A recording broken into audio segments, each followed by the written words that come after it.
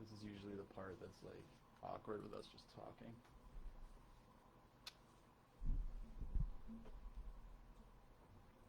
And we are live. Yeah, you were listening to WJMF 88.7 HD2 Smithville, Providence, or you're tuned in at WJMF.com. Or for our viewers on Facebook, welcome in. This is Down to the Wire. I'm Brian Costa. And I'm Carter Adams. And we got a whole lot to talk about in the sports world. I mean, crazy weekend for the Pats and just everything going on there. Some big news out of the NBA. Stan Van Gundy was named head coach of the New Orleans Pelicans. So just a ton to talk about, but let's just jump into it with the NFL. Let's get right into it. I'm excited. Yeah, no. So the Pats over the weekend, I mean, you know, we weren't really voicing a lot of really concerns going into this Pats-Broncos game. It really just kind of seemed like they were going to end up just doing business and really just taking it to them. Really was no concern on my part. The Broncos were really just an afterthought with or without Drew Lock. I thought there would be some troubles, but it really wasn't Drew Lock, and it was more just the Pats offense, and I think Cam Newton just really looking rusty that ended up costing him that game. Oh, definitely. I mean, I'm in the same mindset as you going into this game. I had no worries. I thought this was about to be a cakewalk, an absolute breeze for Belichick and the Patriots, but it was a challenge. And, I mean, I think our offense just looked very rusty. We looked very pedestrian. Yeah, getting back out there. I mean, I know it's probably hard. The offensive line was pretty crippled. Yeah. But for the most part, I had no worries, and I was very disappointed with the outcome of the game. But got to work some kinks out. As was I. I mean, the one thing I will say is that, you know, the defense you could say held fairly strong. I mean, I don't think they allowed a touchdown all day. All those 18 points were field goals. I mean, Brandon McManus just had himself a career day for the Broncos yesterday. So all the credit goes to him for that win. I mean, he is the reason that the Broncos are celebrating this win today. Yeah. So I mean, I think that, you know, the Pats just looked incredibly pedestrian. Cam Newton definitely, you know, had some rust to shake off, and he didn't do it. He didn't do it on Sunday's game by any measure. Oh, no way. I expected him to be a little rusty. I didn't expect him to be as rusty as he was. You could argue that it wasn't all of his fault, but you're right. The defense, like the rest of the season, the defense is showing up. Yeah, and I mean that's been pretty impressive for me, especially with all the opt-outs on that defensive side. I believe Patrick Chung is one of those guys. Dante Hightower is another one. So, I mean, they've had a ton of opt-outs on the defensive side, and the fact that they've been able to hold strong is, you know, it's a good sign for this Pats team. Yeah. But, you know, with the loss, they dropped to 2-3 on the year. The third place in the division, it's still enough time if you're still, you know, hoping that they can make a run at the division title. It's still in the hopes that, you know, but they really need to turn it on now. That's the thing, though. Yeah, you're right. That is the thing. They do need to start turning on the Jets about now. Yeah. We're getting towards the mid-season point, and if we want any hope at even a wild card spot, yeah, I mean, things got to start heating up in New England. I mean, the Dolphins are ahead of us right now. And they just had some crazy news in their situation too. We'll get to that in a little bit. Yeah. But you know, I mean, there was some things to, you know, kind of smile about if you're a Pats fan towards the end of the game, offensive wise. I mean, we saw the two trick plays to Edelman. Yeah. He threw that ball to James White across the field. That's a play that we've seen Edelman run this team. I think that's the third time I've now seen that play live in a game. They ran it against the Packers, and I think they ran it against another team, but I can't remember exactly who else. But it seems to be a play. It was the Pittsburgh Steelers who they also ran it against during the opener in 2019. So I mean, it seems like a very successful play. It gets them a lot of yards. Obviously, that's really only a play you can pull out like maybe 2 or 3 times a year. So, I mean, that's only going to get you so much. And then there was also that Philly special play where Cam looked really good on that receiving end. I mean, I thought that for sure when he caught that he was going to go out well shy of the first, but he stuck in there and was able to actually get the yardage that he needed. And, you know, I was really impressed by that. I was shocked when I saw them run a Philly special. And I mean, it just shows you like how desperate the Pats are for offense that they're willing to use Cam Newton in any sort of way at this point. No, but I completely agree when we're talking about trick plays. First team that comes to mind is the New England Patriots, and it was nice to see some of that classic unpredictable Patriots style football. You really just don't know what's going to happen. Yeah. The one thing that I am disappointed by with that though is that, you know, if you're going to run trick plays like that, you have to get the win. Definitely. I mean, there was a play the famous Julian Edelman pass that is now engraved in the minds of so many Pats fans. That was run, it was run the 2014 AFC divisional game against the Baltimore Ravens. But the Pats had actually ran that same formation and same play earlier in the season. They ran it in the blowout loss to the Chiefs down in Arrowhead, during that slaughter where Jimmy Garoppolo even got in the game at that point. Yeah. I mean, it's just, but the difference in that play though, when they ran it with Edelman, is that when they did the pass to Edelman, there was an opt out of the play where he basically was able to just instead of just going for the pass, Brady managed to find, I think it was Brandon LaFell across the middle instead of going to Edelman on that back route looking for the double pass. Mm-hmm. I feel like when seeing something like that, it worked on the Philly special plan, it worked on that. I just wish that they had opted to something else there, because I feel like you're emptying your bag of tricks in a game that you shouldn't have needed to. Yeah, you're just more predictable after you use up those trick plays, and I agree. You got to get the win if you're pulling those out of the back pocket. And I mean, predictable isn't something I like to throw around with Bill Belichick, because I mean he will pull anything out to get a win. So I'm not going to say that there's nothing left in his bag of tricks. But I mean, those are two solid plays that seem to get you yardage, and that's not what your offense is really based around. And it's like when you use those against a team that you probably weren't anticipating to, if you do manage to get to a playoff spot, which I mean it's possible at this point if they can really turn it around, and with the production you've seen out of some of these guys, but if those plays aren't there and you can't get that critical first down, then I mean it's just I feel like that's gonna come back to haunt you later in the season. Definitely, because you're right. It makes. I know you don't like to use the word predictable with Bill Belichick, but it does make you more predictable when you're just essentially wasting plays like that. Ones of great caliber that can get you so many yards. But I know we started talking a little bit about Miami. Yeah, I want to shift over to that situation. Yeah, I mean, so the Miami Dolphins, they're currently 3-3 in the division. They're second behind the Buffalo Bills. Actually managed to beat out the Patriots to that second spot. We haven't seen Miami really in this close of competitiveness since really 2008 when Brady went down with an ACL and they took the division. They're seeming to look really solid, but they decided to make the change from Ryan Fitzpatrick, and it's now going to be Tua Tagovailoa taking over at QB for them. I thought this move came a little sooner than I thought they were going to do. I agree. Yeah. I mean, I think that if Tua can get them the production that they want, then that's great. But I thought the reason they were going to keep this guy on the sidelines, some people were even talking originally keeping him on the sidelines for an entire year, was because of that hip injury that some people even thought could have been career threatening. Yeah. And I mean, I am worried about how he's going to do.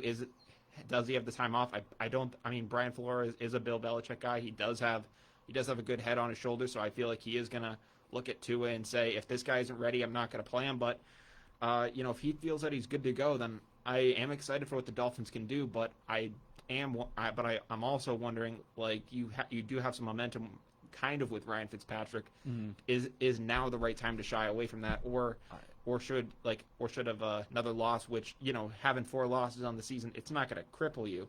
So I am kind of concerned about that. I don't know if they should have tried to ride the momentum a little longer. I 100% thought that Ryan Fitzpatrick was going to have at least a full season with that team before Tua would replace him. It was going to happen at some point, but it's not like Fitzpatrick looked bad. He looked actually pretty solid for what you expect out of a Ryan Fitzpatrick football team. I mean, I thought that Tua would probably get in. I knew some people were talking about a full season of no Tua. I wasn't really buying that. I did think that he would get in at some point. Yeah. But I thought that would be around like more past the trade deadline of the season. I thought it would have been around maybe week 11, week 12. I think they're facing the Bengals in one of those weeks. Yeah, but clearly the Dolphins are ready to pull the trigger and start trying to actually execute. And if Brian Flores thinks that Tua's going to give him the best shot at doing that, then can't disagree with him. I mean, Tua's a great player. We saw it in college. The fact that he was drafted with an injury was just super unfortunate. And if he got his time on the bench and his time being mentored that he needed to have, I mean, I see no reason why he couldn't be ready now. Yeah, I mean, if he's good to go, then I think the Dolphins can really go places with this team. But I just hope that they didn't pull the trigger too soon and potentially impact this guy's career for years to come. Yeah, let's hope he's actually healthy. Yeah, I mean, if that hip is still nagging, then this is going to be a problem that is going to carry with him for the rest of his career. And that's why I thought that Ryan Fitzpatrick had at least a full season, is because that hip injury, I don't know the specifics of it, but I know it was bad. It was bad enough to put him out. It was. I mean, he was having nagging injuries with Alabama before that, but it was almost just like, oh, he's not injured, he's hurt, and there's always that comparison of, if you're hurt, you can go out there and play. If you're injured, and you're basically on a list and you're not eligible for that game. Mm-hmm. Tua was playing injured. No, you're right. He wasn't playing hurt in those games. He was playing. He was injured, and Nick Saban definitely drained the most he could out of that guy before. Knowing that, this is like one of the best QB prospects I've had.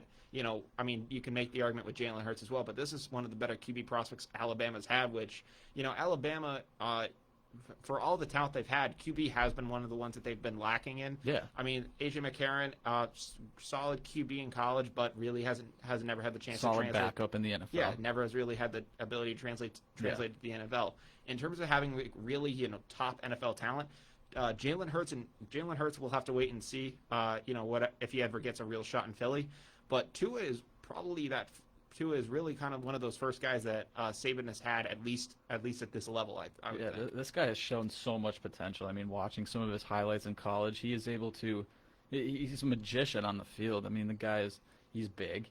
He's got a hell of an arm. Yeah. And he seems like he'd be cut out to be a very good leader too. And yeah, I can tell from his interviews and everything. He's a very classy guy. He's someone stoic. who I would want running my football team. Yeah, under center. I mean, he's a great face for the franchise. For a young kid, he's already very mature. Yeah. I think that he's a great prospect for Miami.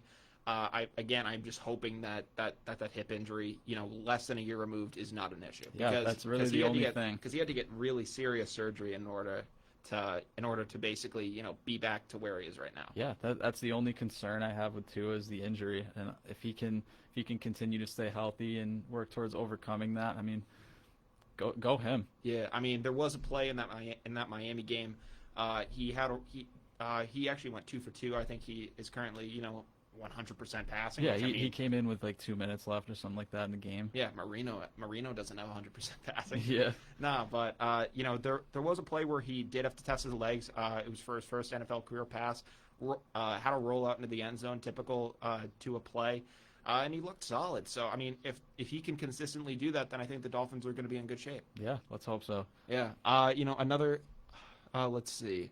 Another issue going on in the NFL, at least, legitimacy-wise, we're talking about if the Dolphins with Tua can make a run. We're seeing if the Pats can get out of this rut and do it. Yep. A team that's, really performing to high expectations this year that I thought could have taken a step back and, just barring the success of their quarterback, has really just been the Tennessee Titans. They're 5-0 on the year right now. Mm-hmm. Ryan Tannehill is doing solid right now. I think he had a little bit of a battle with COVID. He seems to be going back and strong now. Derrick Henry looks like the Derrick Henry of last year. They seem to be really hitting their stride right now. Do you think the Tennessee Titans are a legit contender in the AFC? Yeah, I really do. I had the same concerns going into this season that you did. You don't know if a team like the Tennessee Titans that makes a miracle playoff run the year before, you don't know if they're going to come back stronger than ever. But this team has proven to do so. Yeah, and stronger than ever. I mean, they look like a better football team than last year. I know they had a little bit of a surge at the end of last year, but they look like actual top dogs in that division, which I wasn't expecting out of them. I thought that Tannehill would revert to the Tannehill of Miami, mm-hmm. where there are just a lot of struggles, but he has really managed to find himself a second home in Tennessee, and he's really just reinvented the story of his career. And I thought that he was just going to completely go down the drain, but Mike Vrabel has been able to salvage that guy. Yeah, and that's insane. Exactly what I was going to get at. The Titans handled the front office handled the offseason extremely well. They didn't spend any stupid money like you see some of these other teams spending. They were able to reclaim the majority of their team. Their defense still looks solid. I mean, this Titans team could be a powerhouse for a long time. Yeah, I'm actually seeing a comment in the thing in our chat saying that the Titans are like the Patriots 2.0. Yeah. I wouldn't necessarily go to that comparison. I mean, I do see where they're building a formidable defense. I mean, you do have a lot of former Patriots on that team. You got Logan Ryan, you got Malcolm Butler leading the squad over there. In terms of them being the Patriots in a way, though, I don't necessarily see that. Mostly just based on the personality of Mike Vrabel. Bill Belichick is a very professional guy. Mike Vrabel just is the exact opposite of that. I do think this Titans team is the closest thing we've seen, maybe showing hope at being something like the Patriots in the future. A fundamentally strong team with a coach who really cares about his players. I mean, a lot of people are talking about the Chiefs, but I really don't see that. Chiefs are a super team. The Patriots have never been a super team. Yeah, I mean, 2007, you can make the case. You can make the case, but But I mean, the Chiefs are actually a very differently built team than the Patriots. I mean, the Pats have always tried to have a strong defense, and then whatever happens on offense is just a bonus essentially to them. Not in 2007. Well, that was the caveat. Yep. But you think of that 2014 Patriots team. I mean, they made the Super Bowl with Brandon LaFell as a solid receiver, and LaFell was just a backup in Carolina. Yeah. So when they have guys like Edelman and Gronk who became great weapons for that team, they were able to thrive. And even when they didn't, and Brady was throwing to guys like Aaron Dobson and Kendrell Tompkins, he was able to take a team like that to the AFC Championship game. So, I mean, it's really just been whatever they can get on defense is, the best possible scenario. And then whatever comes on offense is secondary. And that's very similar to what we are seeing in Tennessee. Yep. I would, and then, that contrast what we're seeing in Casey where their defense really isn't as strong and it's just a super powered, high-flying offense. Yeah. You can make the argument that the Kansas City Chiefs are far from a super team until that Le'Veon Bell signing. Yeah, I mean, that Le'Veon Bell signing just put them over the top. But right now they're looking more like the NFL's version of like a Golden State Warriors type team. Yeah, where it's just absolutely stacked and they show no sign of slowing down. Yeah, absolutely. I mean, the Chiefs have just been, killing it. I mean, I can't believe that Le'Veon Bell, ended up getting that deal from the Chiefs. I mean, if you couldn't have thought that they couldn't have gotten any more weapons, we were wrong. Yeah. What a move. Yeah, what a move. Yeah. Another team that we're wondering if, their legitimacy is real is the Pittsburgh Steelers. They're also currently 5-0, but they're in the same division as the Baltimore Ravens with the reigning league MVP, Lamar Jackson. The Ravens are currently 5-1, so they have played an extra game. Do you think that Pittsburgh, with an aging Big Ben in that roster, do you think they can hang with this Baltimore Ravens team, or do you think that Lamar Jackson is going to have the last word? Yeah, they play each other twice this year, right? Yeah, so they're playing November 1st, and they're also playing November 26th. I really do think the Steelers can hang. I think Baltimore takes one of those games, and I think Pittsburgh takes the other one. Yeah. Pittsburgh, they look very solid. I mean, Big Ben. It makes complete sense to me that he would try to come out at least one more solid year and just try to ball with this Steelers team. It's not like they're bad. They have a lot of weapons still, and their team for the most part is pretty young. So it doesn't surprise me that outside of the quarterback, obviously, but but it doesn't surprise me that Mike Tomlin would try to come out and get the most out of this guy. Yeah, I mean, saying that the team is young, I 100% agree with you there. I mean that also can be an issue though if being young can also equal inexperience. Yeah. If if Mike Tomlin can get the most out of these guys, then I'd say go for it. But if they do start to show signs of that inexperience, I think Baltimore is just going to take, and I think Lamar Jackson could very well take it to the next level. You say young as being a bad thing. I think in this case, again, when you're facing the Ravens this season, you're right. Inexperience comes over everything else. But for the future, I mean, why not have at least one solid year of a veteran quarterback, Super Bowl champ, throwing your young guys? Yeah, true. I mean, I 100% agree with you there. It's a good way to learn. Cannot hurt whatsoever. Yeah. A team that we're also keeping tabs on right now is the New Orleans Saints. Recent story for them is that apparently they're looking at possibly moving to LSU's Tiger Stadium in Baton Rouge, Louisiana. It's only about 80 miles up the road for them. This is basically a way so the Saints can get fans in the stands for them. They have not been able to do that because New Orleans, because one, they play in an indoor stadium, and two, the New Orleans mayor has imposed sanctions that are much more strict than the rest of the entire state. So do you think that the Saints are currently second in the division right now? They're trailing the Bucks in that new Tom Brady squad. Do you think this is a move that's going to help them, or do you think this is just them just really kind of just stretching for something? Yeah, I mean, fans definitely can't hurt, but relocating that can hurt. Yeah, from what I heard from Sean Payton, the players do seem on board with the idea of it. Yeah. So that is something I'm sure coming by. from a player's standpoint, especially if you're a New Orleans Saint playing in the Superdome, you're used to that crowd noise, and it's got to be weird when you don't have it there. So I can see why the players would want to move. Yeah. So I do find it interesting. I think that if the players can get into that situation, good things can happen for them. But I don't know. I think that I feel like they could come into some conflicts with LSU being in that area. Anywhere the Saints are in Louisiana, they're going to draw those fans. So if Peyton's on board with it and the players are on board with it, I'd say go for it. Yeah, it can't hurt, especially if most of the players are on board. But it's tough to predict something like this, like the outcome of something like this, because unfortunately has a lot more of a political effect rather than just football. Yeah, it's literally more than just football at this point. I mean, it is the idea of national health and can these guys stay on the field?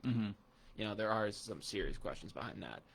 Some other back to football kind of related questions. The Dallas Cowboys just got completely obliterated on Monday Night Football by Kyler Murray and the Arizona Cardinals.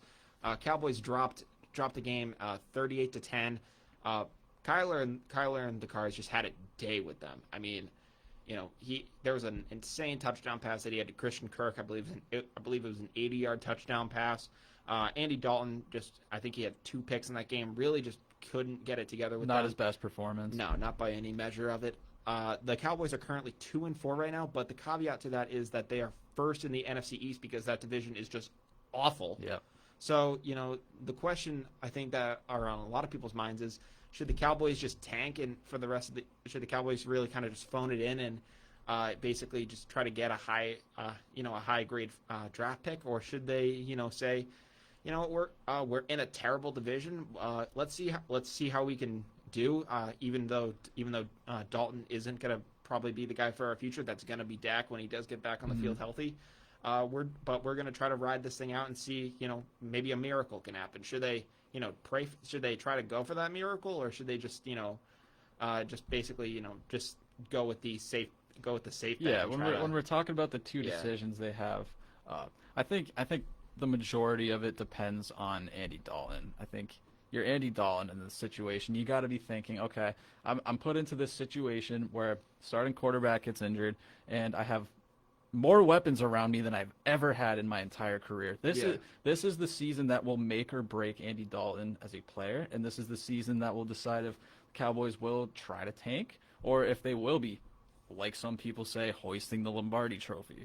I mean, I'm going to steer away from that being an option because I really just don't think that will happen. I mean, I don't see Andy Dalton being Nick Foles with this team. Oh, no way. But he still has a shot to prove himself. And even if that goes beyond this season, I'd like to see him still be respected as a player. And I think that's going to come from this year. But in terms of the Cowboys, I really don't see Andy Dalton actually getting it done. And, no. I mean, I've never really seen that level of consistency out of Dalton in my days of watching the NFL. Yeah, I mean, he's got talent. Yeah, I mean, he's called the Red Rifle for a reason. He's got a hell of an arm. But I just don't think that he's going to be able to get it done. I don't think he will either. Even though that he has a ton of talent, I kind of look at this like this chance for him. It's very similar, in my opinion, to the chance that Teddy Bridgewater got when Drew Brees went down against the LA Rams last year. Yeah, exactly. But Dalton didn't have like a devastating injury. He just got benched for being bad. Exactly. Well, so I don't know if he got benched for he got benched for being bad, but they were also trying to tank. Exactly. Part of that could go towards the fault of the organization. Yeah. So I mean, the Cowboys they do have a ton of weapons. They got Cooper, they got Gallup, they got CeeDee Lamb, Ezekiel Elliott. Exactly. So I mean, they are loaded and they are poised. I think that in that weak division, they are clearly the best team. I don't think the Giants are going to be able to keep up with them. I don't think that the Philadelphia Eagles will be able to do that either.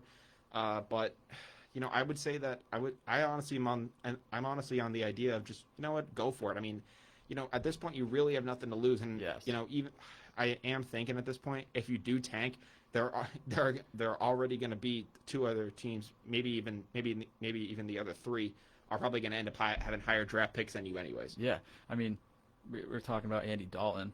He's got to be having a field day with this offense if he wants a shot. Yeah. I like the Teddy Bridgewater comparison because I would compare it to that. Andy Dalton's getting thrown into this situation, and if he proves himself, he could potentially find himself a home elsewhere, or maybe even a home on the Cowboys. But he's fighting for a home in general. Yeah, I mean, this is really probably Andy Dalton's last stand. Yeah. I mean, I would say that that might be a little extreme. I mean, we're still seeing guys like Blake Bortles get a shot. Yeah. And I mean, Andy Dalton is clearly shot, better, but not really a home. Yeah. So I'm true, not really a home, but so I think that even if Andy Dalton doesn't pan out in Dallas, it won't be the last that we hear of him. But to really be a centerpiece quarterback on a team, yes, I agree with you. This is his last stand. No, you're right. And I also have heard a lot about the coaching staff being extremely unprepared and receiving a lot of backlash from the players in Dallas. I mean, I wouldn't surprise me. I know Mike McCarthy had a tough exit from Green Bay. Yeah. Aaron Rodgers really just wasn't vibing with him at the end. It didn't seem like they, were too on board with each other. There were reports of Aaron basically just, completely ignoring his play calls and just calling other plays in the huddle. Yep. So if a rift is starting to, begin in Dallas, that could just be evident of the fact that Mike McCarthy's coaching style just really doesn't fit in this NFL offense. It doesn't really fit with the NFL anymore. Yeah, I really hope it's something like that, because if the coaches are extremely unprepared, like the players are saying, that's so unfortunate, especially for Andy Dalton, who we've been talking about. He's not really getting the fairest of chances if his coaches are unprepared. Yeah, I mean, Mike McCarthy, is a Super Bowl winning coach. I mean, a ton of respect goes out to him for, being able to do that. But, he won that Super Bowl 10 years ago. In the NFL, players in the game is much different than it was, a decade ago. Yeah. So if his coaching style is outdated, then the Cowboys are at least going to stick with him for, probably if they're going at, Jason Garrett's record, they'll stick with him for another 20 years. Yeah. But who knows? It's gonna be weird to see. The Cowboys aren't quick to usually get rid of coaches. I was saying Jason Garrett stayed with that team way too long. Way too long. It was long overdue for a change. Mm-hmm. So, I think Mike McCarthy is going to be safer than he would be on a lot of other teams.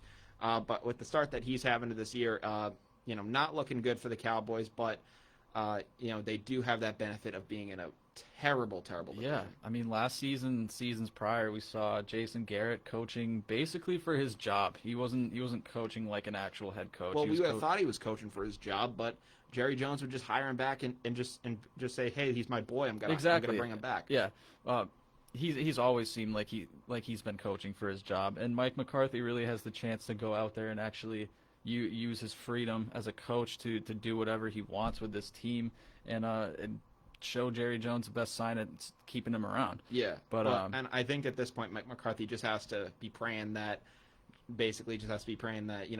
Jerry Jones has already taken a liking to him, which is just going to preserve his career in Dallas, either with or without the success. If it's anything like the Jason Garrett situation, we're going to see Mike McCarthy show just the slightest bit of hope, and then Jerry Jones will get attached to that, and then it'll be a cycle. If he puts together a good win against a comparable NFL team in a late season game, that's all it's really going to be for Jerry Jones. I'm not trying to discredit Jerry Jones. He's been able to put great teams together in the past, but when it comes to evaluating the coaching staff on his team, he's been lacking, and he's been lacking recently. Yeah, you're right. It's a business. He's getting the job done. Might as well keep him around, right? Yeah, absolutely. And then the final story we have in NFL is that Antonio Brown, the dynamic receiver and the dynamic personality himself, He's currently, he's about to get off of his 8-game suspension for just a whole slew of things. There was some domestic violence claims. There was just a whole bunch of stuff going into that. Yeah, a few arrests and yeah. So I mean, yeah,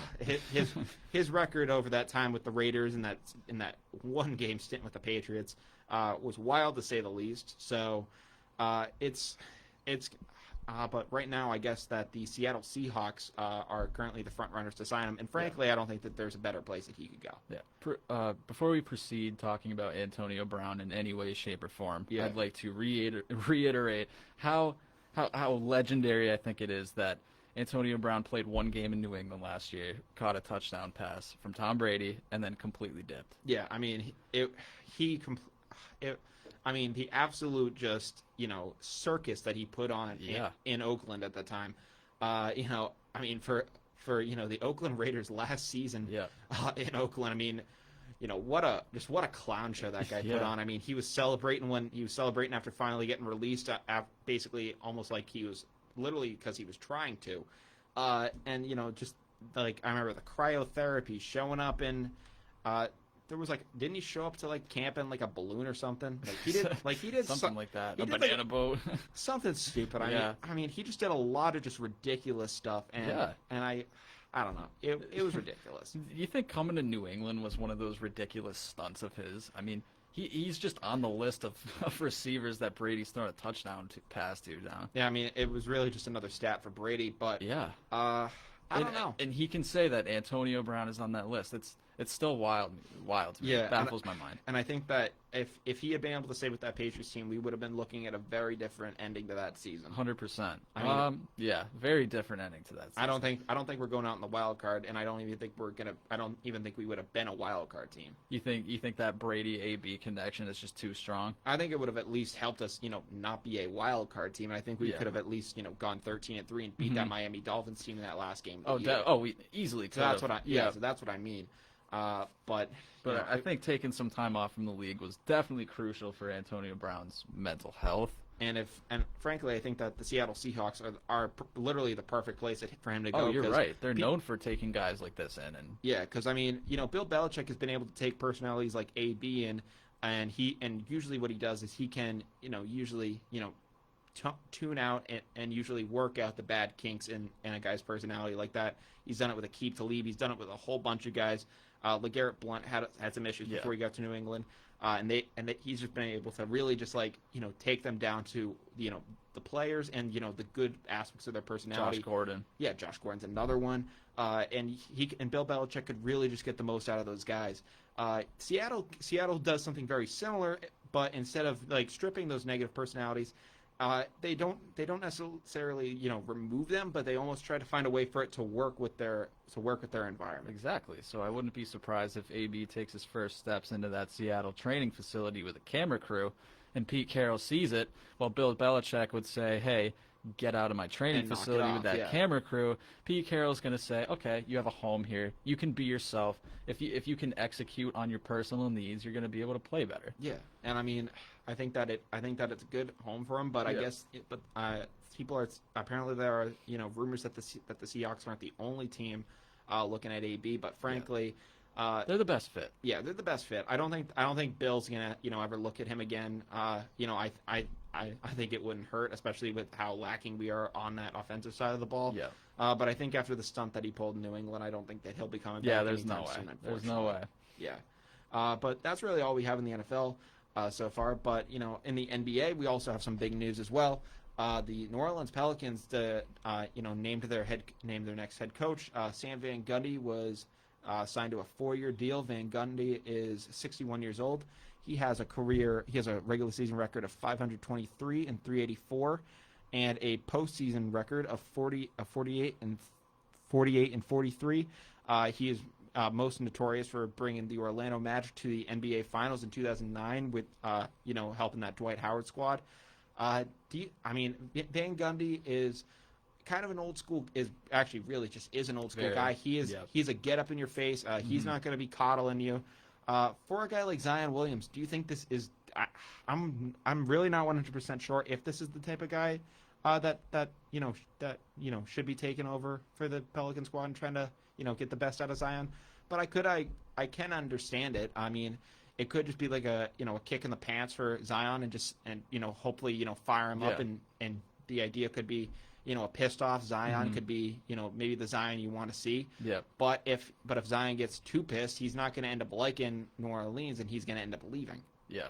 So I mean, I think it's a good balance, and I think that Van Gundy needs to find that balance. Otherwise, it could be disastrous. The league and the Pelicans have all shown that Zion Williamson is pretty much the future. Yeah. He shows so much potential. I mean, this guy has his own sneaker deal before. He's already on the cover of NBA 2K for the next generation of consoles. His hype is absurd. I mean, he hasn't come out in his rookie year and balled nearly to the point that he should have been to receive that hype. Also, I don't think. There were injury concerns that I could say.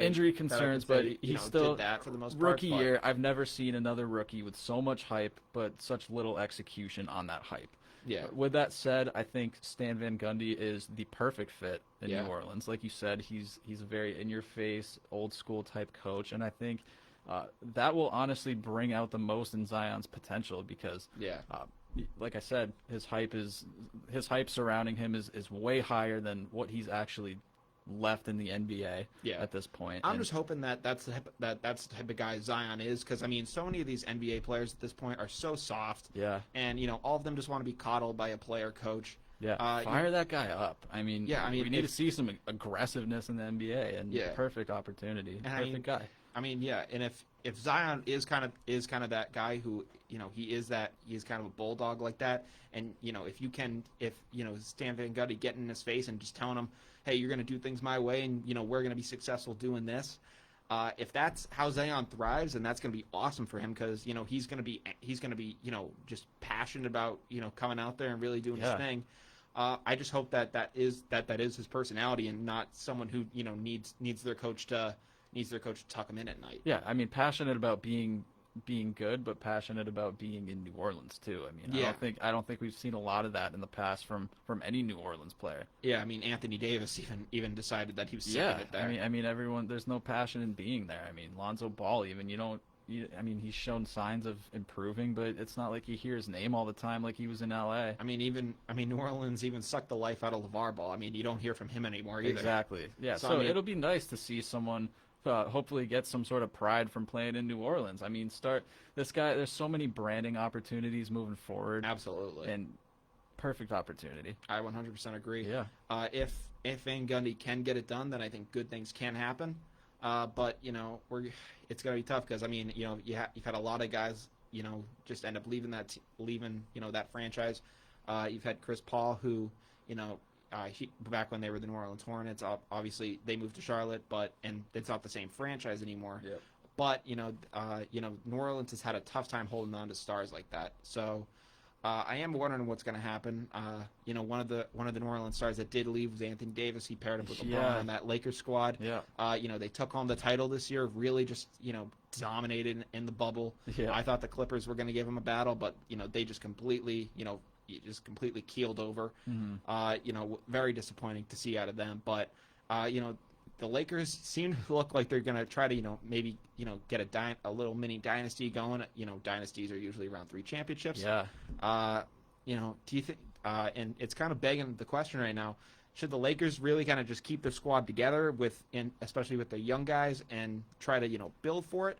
Or should they just say, all right, we're gonna not really blow it up, but instead kind of trade away some of these younger guys and really gun for a super team? And a lot of people are possibly talking about guys like a banana boat squad, like trying to get a CP3 and a Melo to make LeBron happy. They're a lot of people. I saw a thing on ESPN, I believe it was, or Fox Sports. I'm not 100% sure. And they were basically saying after the finals Kyle Kuzma had, trade him for whatever you can get. So no, I do agree with that. I mean, Lakers fans hate Kyle Kuzma. Yeah, there was even a petition that was signed by Lakers fans that they didn't want Kyle Kuzma to get his championship ring. Oh my God, ridiculous. I mean the amount of Kyle Kuzma hate that has come out of LA has been kind of ridiculous, because I mean he did come onto the scene and was really solid, but a lot of people in the beginning thought that Kuzma might have had a higher ceiling than Jason Tatum at the beginning. Yeah. That clearly I don't think is the case Oh, anymore. no way. I mean, he's been lost in it. Yeah, I mean, at the beginning, a lot of people were saying, this is between, like, during that rookie campaign of Kuzma and Tatum and just some of the other guys, a lot of people, I from what I remember, I believe it went, was Ben Simmons also considered a rookie that year? I'm not 100% sure. He might have been that year. But if not, at least for the actual guys that were serious rookies, I'm pretty sure it was between Tatum, Donovan Mitchell, and Kyle Kuzma for the most part. I believe so. Yeah. That's what I remember, that being kind of the big race at the time. Yep. And some people were like, Kuzma's better than Tatum. Kuzma's better than some of these other guys. And it was like, Kuzma. And, fast forward a couple of years, and, a lot of people don't think that he's that guy anymore. He's not. Yeah. No way. He hasn't been playing like it. No. And I mean, especially sharing minutes with guys like LeBron and AD, it's going to be tough. Yeah, like I said, he's lost in it. And this brings me to your question. Do you think they try to go for a super team, or do you keep the core that won you the chip? I can see why the Lakers front office would want to keep that same squad around, but I really think there's going to be too much talent with all the other factors coming back into the league next year, where you almost have to make some off-season changes, some major ones, because while that Lakers team was able to cruise through the playoffs relatively easily, I don't think with all those other factors that we talk about, the possibility of crowds, we talk about home court advantages, traveling, everything that we didn't see in the bubble, coming back into the league, I think you'd be stupid not to add some big names to your team. Yeah, I mean, CP3 is one of those guys that is being discussed. LeBron and Paul are obviously, great friends with each other. We had talked on this show previously about, Chris Paul possibly going to a team like the Bucks, but if the Lakers could have really LeBron, because he's the GM of that team pretty much at this point. Much, yeah. If he could have his way and get his buddy Chris Paul to team up with him for the first time, and Melo at this point is basically just signing vet min deals. If he could get him as well, I think that LeBron would be through the moon. I do like the moves. I really do. I don't think the possibility of Melo going into LA, like a move between Portland and LA, would be as likely as something like Chris Paul. But I think it would be pretty likely. I mean, I don't know if Melo. I know Melo. Like the Blazers are pretty attached to Carmelo Anthony. They do seem pretty attached. I'll give him that. But I don't know if he's on a 1-year deal, and if LeBron gets Melo on the phone and says, "Hey, I know we wanted to try that super team 10 years ago. If you want to try to go for it now. I know we're a little older, but why not go for it now? Let's give it a shot." Yeah, I could definitely see that. I mean, that's going to be a tough sell for Carmelo to turn down a second time, especially with the Warriors coming back into the league next year. Yeah, it's a team that a lot of people are going to forget about. And the fact that if Melo was to go on this team, he has a shot to end his career with a ring, which has allured him profound impact. Time. Yeah. Which, whether you want to say he earned it as the main guy or not, he can put on his resume that, hey, I was an NBA champion. Exactly. Let me ask you this. Carmelo Anthony without a ring, Hall of Famer, yes or no? Yes. You think so? Yes. I say so. Not even just because of the NBA stats. I mean, it's it's not the NBA Hall of Fame, it's the Basketball Hall of Fame. That's true. So there's a lot of stuff that people look at. A lot of people will look at his days at Syracuse. His NBA resume is also extremely, extremely talented as well. But a lot of things that people are going to say that is going to be, believe it or not, is going to be one of the things that definitely gets him into the Hall is the impact that he's had on Team USA. Oh yes, yeah. I mean, when you think of Team USA, I mean, during the 2016 Olympics. And leading up to it, a lot of people were saying, Carmelo Anthony really just isn't a good team player. He's kind of selfish with the ball, but for some reason, Team USA Carmelo Anthony is just a different guy. He becomes willing to share the ball with other guys. It's a very different player than you see with NBA Carmelo. Yeah, you're talking about Team USA Carmelo Anthony, something I completely looked over. Yeah. I would have said no, not a Hall of Famer without a ring, but Basketball Hall of Fame tends to not really regard rings when choosing players. Like you said, it's the Basketball Hall of Fame, not the NBA Hall of Fame. Yeah. But I very specifically remember watching the 2012 Olympics and It was Team USA versus some African nation. I can't remember the name specifically, but this man hit like 12 or 13 threes. Yeah, in one game. It was ridiculous. Yeah, but I mean, so that's gonna factor into it. And I also think that he does have enough of an NBA. He's had success in Denver. He was able to be decent in New York. I think that he will have enough to get him into the Hall of Fame, and the hype alone will get him in. Definitely. So yeah. I think he's definitely a big name that you hear all the time. And if Carmelo Anthony isn't a Hall of Famer, then people are going to be all up in arms. Oh yeah. So yeah. I 100% think that he will be a Hall of Famer. All those angry Knicks fans. Oh yeah. Yep. But we were talking about the Lakers gearing up as a way to hopefully defend against against a lot of new talents coming back. We talked about the Golden State Warriors. Another possible threat to their championship coming out of the East is going to be the Brooklyn Nets. Yeah. Kyrie Irving did decent with that squad. I mean, he got him to a playoffs, but he ended up sitting out. I believe due to injury. Mm-hmm. Kyrie was toxic in Boston, to say the least. Oh yeah, to say the least. I mean, wow. But he managed to. He basically kind of just played very similar to his style. He plays a street ball style offense. Oh yeah. So he was able to, bring that out in, with the Brooklyn Nets. But he is going to finally have the guy that he went there for, Kevin Durant, come back next year. Kevin Durant obviously went down with that terrible, terrible Achilles injury in the 2019 finals. Sat out all of this year. Even there were some reports of him come back before Corona, ended up doing its thing.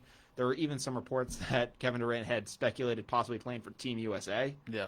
And when I remember hearing that story, and I remember people were all up in arms about that, just saying if this guy can't come and play for this Nets squad, but he's going to go out there and possibly risk his career playing for Team USA, which I was like, Team USA, you got a chance to win a gold medal, which is some players, believe it or not, actually view higher than a championship. Mm-hmm. I was like, he can go for it. But he is going to be back next year. Do you think Kevin Durant is going to be able to return to the Kevin Durant of old? I really think he will.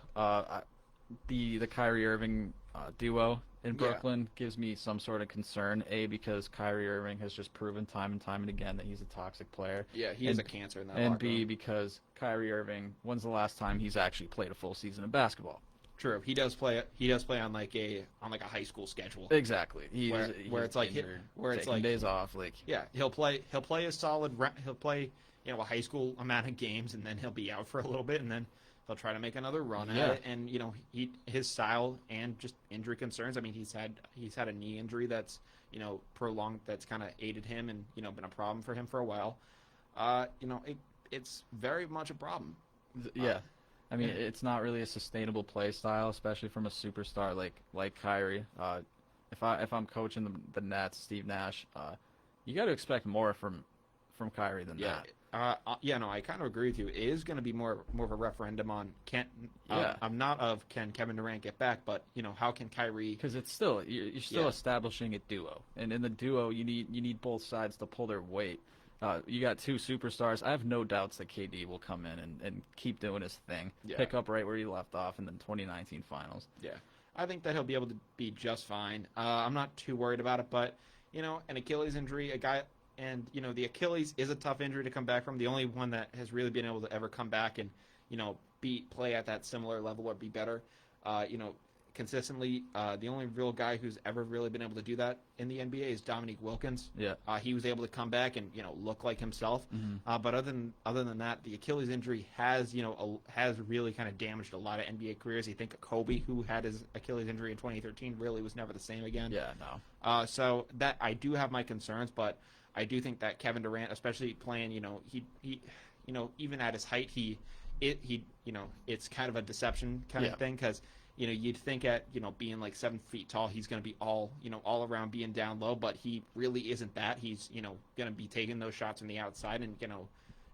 he will go inside, but it's not as much as we think that he does. Yeah, and I know you're talking about shifting back to Kyrie a little bit. I know you were talking a little bit about Kyrie leading the Nets to their playoff spot this year. You really think that his impact was that large to consider him the main source of success when they were finding their playoff spot? I mean, obviously the Nets do have a ton of other talent on that squad, Allen at center is really good for them. But I'd say that Kyrie was at least able to get a good, able to fire up those guys enough. Yeah. I don't know. I think I will say that he did have enough to impact that squad. He had some highlights. Yeah. I'd say so.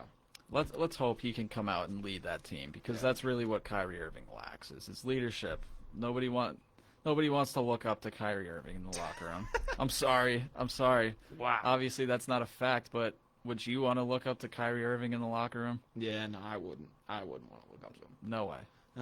Yeah, so that's really all that the NBA really has going on right now, especially since the fact that they're just entering their off season. So we're gonna have to see some whatever stories end up happening in the draft as that becomes as that starts to eventually start itself up. But that's really just an unknown at the moment. Yeah.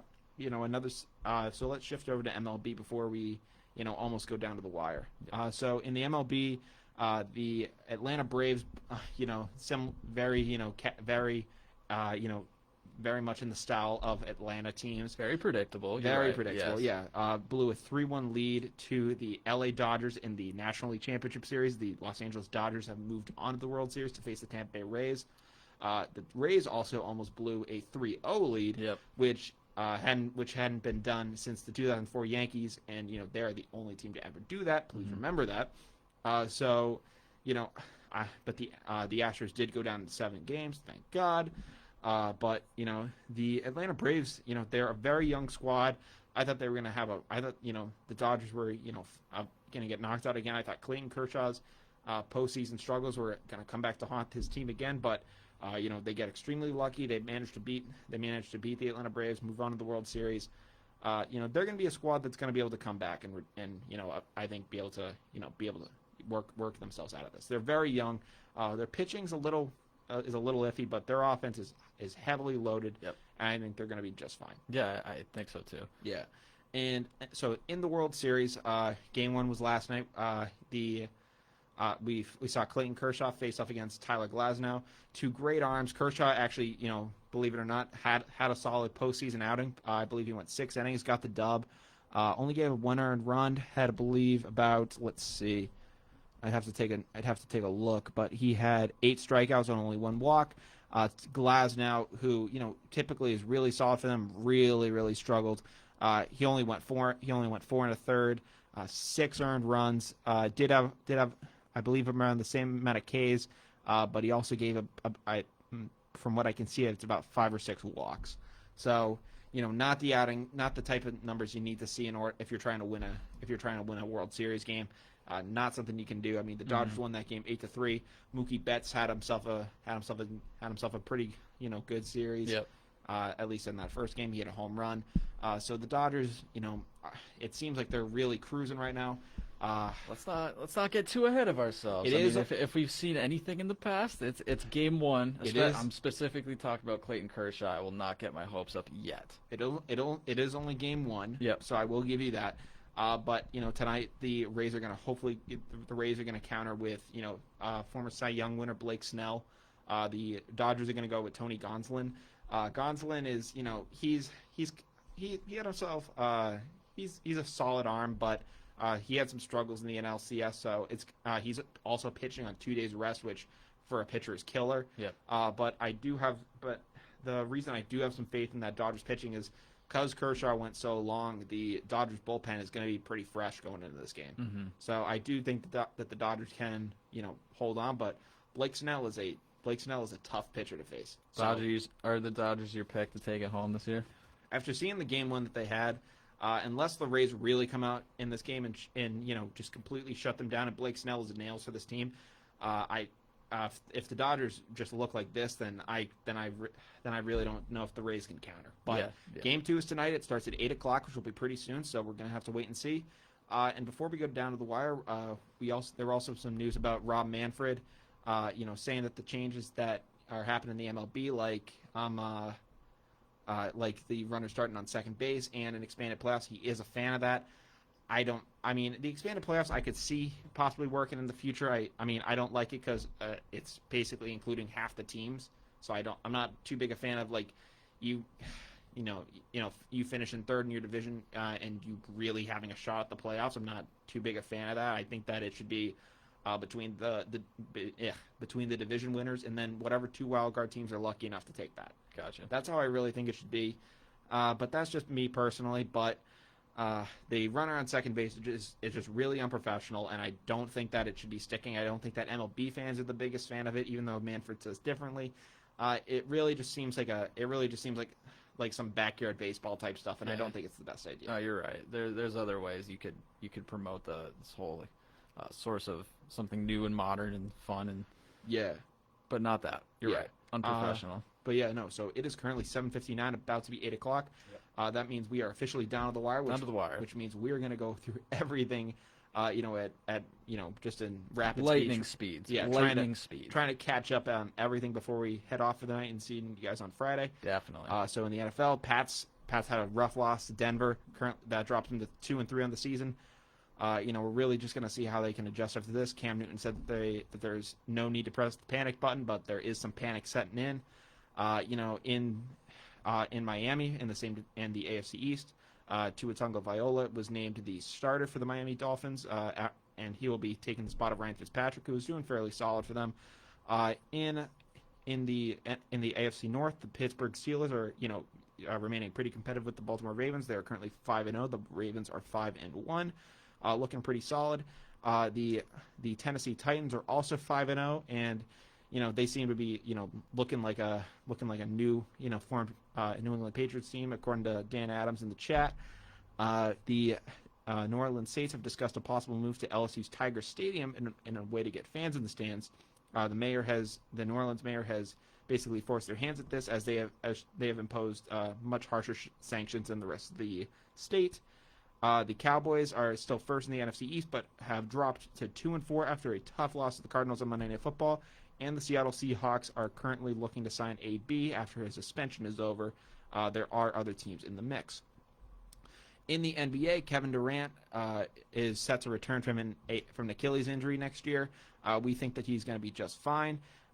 In LA, we think that the Lakers should gun for a super team. And in New Orleans, the Pelicans have named Stan Van Gundy to be their next head coach.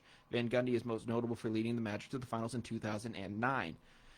In the MLB, the Atlanta Braves blow yet another. The city of Atlanta blows yet another lead. This time it's the Braves against the Dodgers.